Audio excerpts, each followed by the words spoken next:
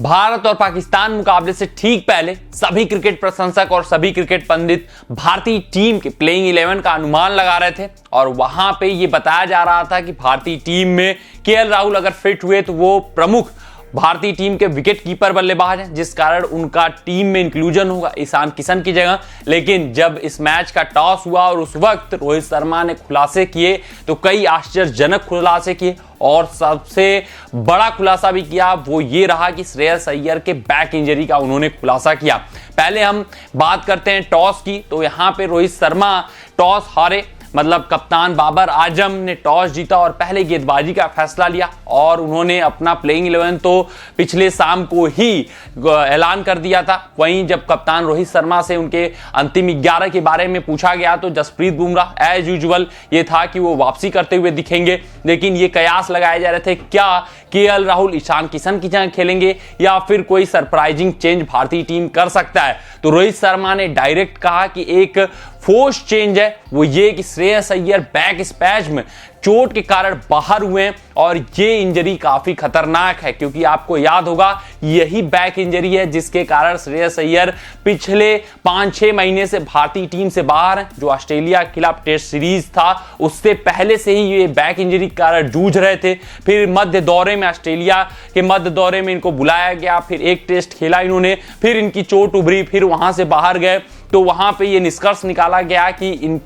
इनको सर्जरी की आवश्यकता है और श्रेयस अय्यर सर्जरी करवाने गए। आईपीएल भी पूरा मिस किया, केकेआर को बड़ा झटका लगा और ठीक एशिया कप से पहले उनको फिट घोषित कर दिया गया। लेकिन एक मुकाबला ही उन्होंने लगभग यूं कह सकते हैं खेला है, क्योंकि पहले मैच में पाकिस्तान के खिलाफ उनकी बल्लेबाजी आई थी। वहीं अगर हम बात करें दूसरे मैच की नेपाल के खिलाफ तो वहां पे वो बल्लेबाजी नहीं कर पाए थे। तो अगर हम देखें ऑन द होल तो अभी तक उन्होंने सिर्फ इंजरी के बाद एक मुकाबला पूरी तरीके से खेला है और उसके बाद फिर से ये चोट उभर कर सामने आ गई है। तो ये सवाल उठता है कि क्या श्रेयस अय्यर सचमुच वर्ल्ड कप से पहले और एशिया कप से पहले पूरी तरीके से फिट थे या भारतीय टीम उनको फोर्स्ड तरीके से खिलाना चाहती है? क्या भारतीय टीम के पास श्रेयस अय्यर का कोई विकल्प नहीं मौजूद है? क्योंकि अगर आप बीते साल 1.5 साल की बात करेंगे तो भारतीय टीम ने कई ऑप्शंस ट्राई किए और उस समय यह कहा जा रहा था कि हम 2 टीमें लगातार खिलाने के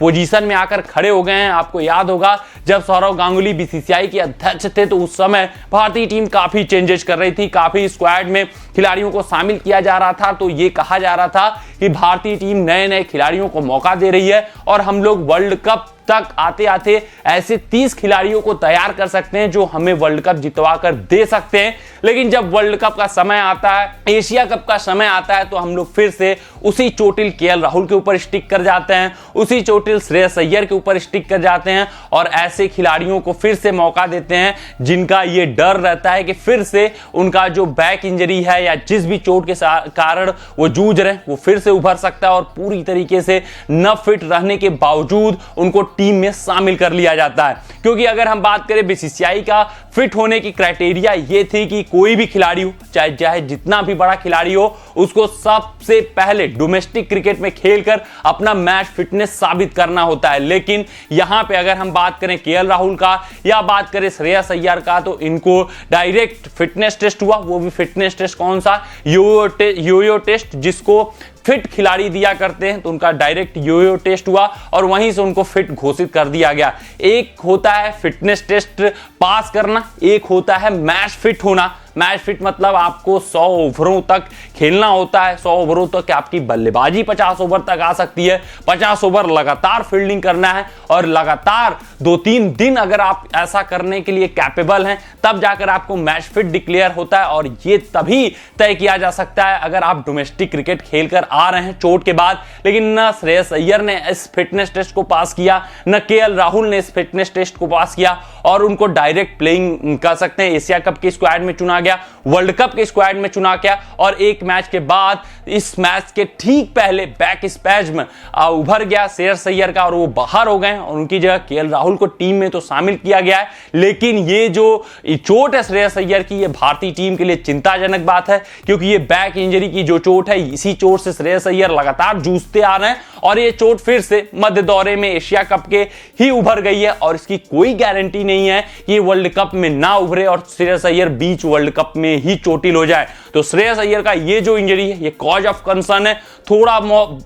बहुत कॉज ऑफ कंसर्न नहीं है, बहुत बड़ा कॉज ऑफ कंसर्न है। और ये बीसीसीआई के सिलेक्शन प्रोसेस पे एक सवालिया निशान खड़ा करता है कि कैसे बीसीसीआई सिलेक्शन करता है, क्यों अलग अलग खिलाड़ियों के लिए अलग अलग पैमाने होते हैं। जब आपको एक फुली फिट स्क्वाड चुनना है, जब आप 2 साल पहले कई खिलाड़ियों को मौका दे रहे थे, आप ये तय कर रहे थे कि शायद वर्ल्ड कप के लिए 30 खिलाड़ियों तक का आपका एक स्क्वाड तैयार हो जाए और उसमें से चुनना पड़े, फिर अंत में आते आते क्यों आपको श्रेयस अय्यर और केएल राहुल के ऊपर ही डिपेंडेंट होना पड़ता है, क्यों आप उनका डोमेस्टिक मैच फिटनेस नहीं कराते हैं, क्यों उनके लिए अलग क्राइटेरिया होता है और क्यों उनका डायरेक्ट इंक्लूजन हो जाता है टीम में। तो ये जो क्वेश्चन है ये अभी भी खड़े होंगे अगर श्रेयस अय्यर एशिया कप से बाहर हो जाते हैं अपनी बैक इंजरी के कारण, या वर्ल्ड कप से बाहर हो जाते हैं, और ये सवालिया निशान रहेगा। अब ये देखना दिलचस्प रहेगा कि ये इंजरी कितनी खतरनाक है, कितना इसका